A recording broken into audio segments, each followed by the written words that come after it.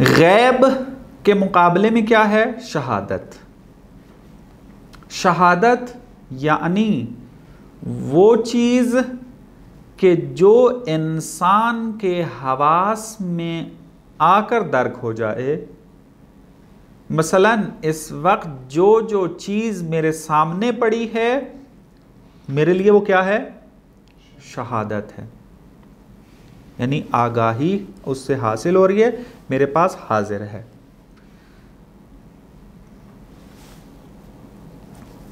खूब।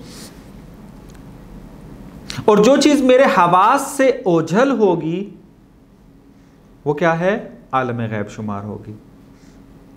मतलब इस वक्त बहुत सी चीजें हमारे सामने नहीं है, हम हवास से इस वक्त यहां बैठकर उसको दर्क नहीं कर सकते, तो वो क्या है? हमारी निस्बत आलम गैब है।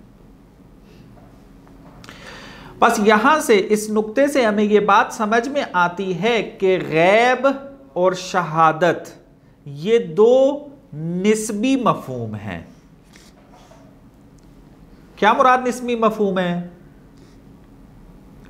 निस्बी मफहूम वहां पर कहा जाता है कि जहां पर एक मतलब एक के लिए वाजे हो लेकिन दूसरे के लिए वाजे ना हो। तो जिसके लिए वाजे होगा उसके लिए शहादत होगी, और जिसके लिए वाजे नहीं होगा उसके लिए क्या होगा? गैब होगा।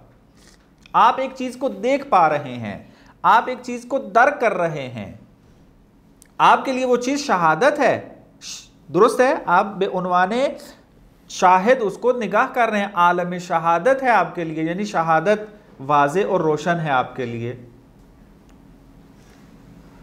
लेकिन मेरे लिए वो क्या है? चीज ओझल है, मुझे नजर नहीं आ रही है, मैं उसको दर्क नहीं कर पा रहा हूं, बस वो मेरी निस्बत क्या हो जाएगी? गैब हो जाएगी।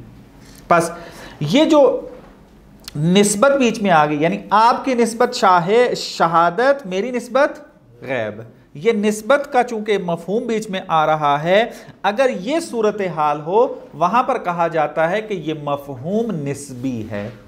बस गैब का मफहूम और शहादत का मफहूम ये दोनों क्या हैं? निस्बी हैं।